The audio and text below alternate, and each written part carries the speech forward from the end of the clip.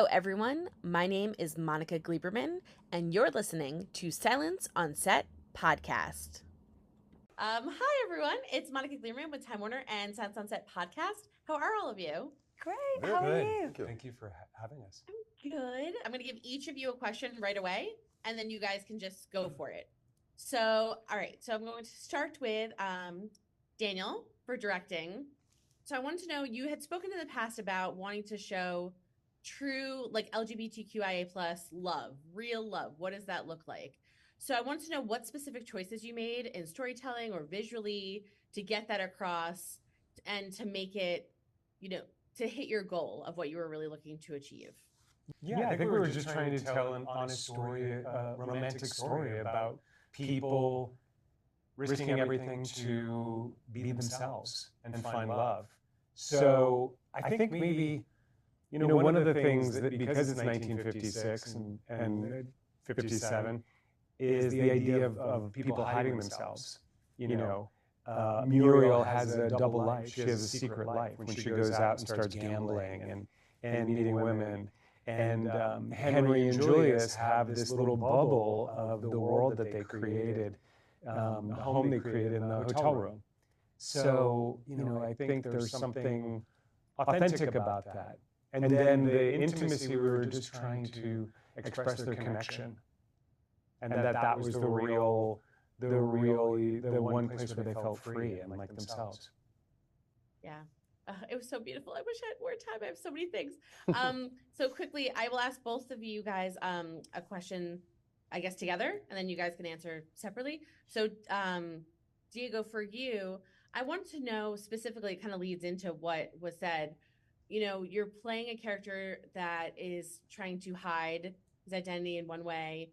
And, when you're portraying a love story like that, how do you portray that with the secrecy, and what challenges does that present for you? And then Daisy, for you, I was really interested in Muriel's rebellion and how she was so against the social norms with her character. So if you can describe the aspects of the story for you that resonate with you personally, and why it was so important to show those struggles on screen, and what struggles you might have had, maybe. First, please.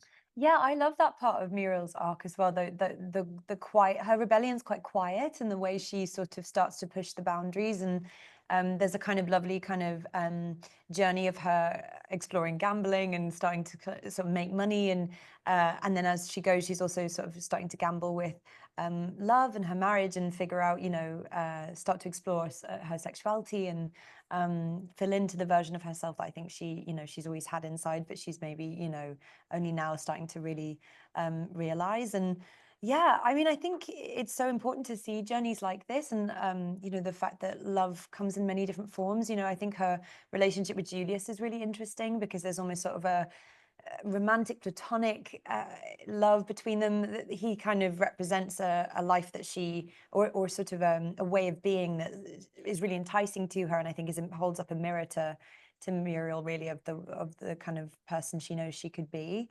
And then her relationship with Sandra is so beautiful, and Sandra kind of gives her space to really be her true, authentic self. And then also her love with Lee is gorgeous. So yeah, I just love kind of exploring love in all its forms, and that you can love many people at one time. And it also feels like a really hopeful story as well. Her arc feels really hopeful. It feels like her future is bright, and her, Dan said it before, like, I can see that I hope she ends up with Sandra, and I see that kind of happening for her. And it's just lovely that we end in a really hopeful way. That. Yeah, I forgot your question. Sorry. No, that's okay. I'm speed talking. Diego, for you, I was asking about the challenges that you might have faced, because you're playing a character, dealing with that impression. Obviously, both of you are, but with him, it's like a hidden love story, and what challenges that presented for you as an actor to really make sure that comes across well. Well, I think we seek truth, no, as actors.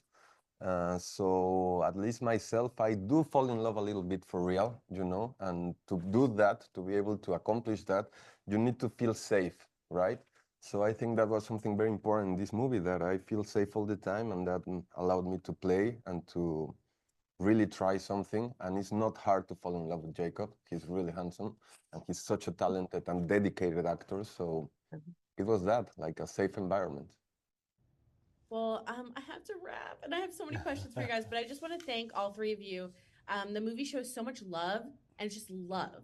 Love is the focus. Love is the center, and people figuring out their life and figuring out their life around love, through love, with love, and not to sound cliche, but I couldn't have loved it anymore. I mean, it was just such a fantastic movie, and I just feel like you really got across so many elements that so many people are struggling with day to day. And I just think it could not be more important for this to be out and for the focus to be on love and how you get through it. And Daisy, kind of how you said, that hopeful beautifulness at the end. Yeah.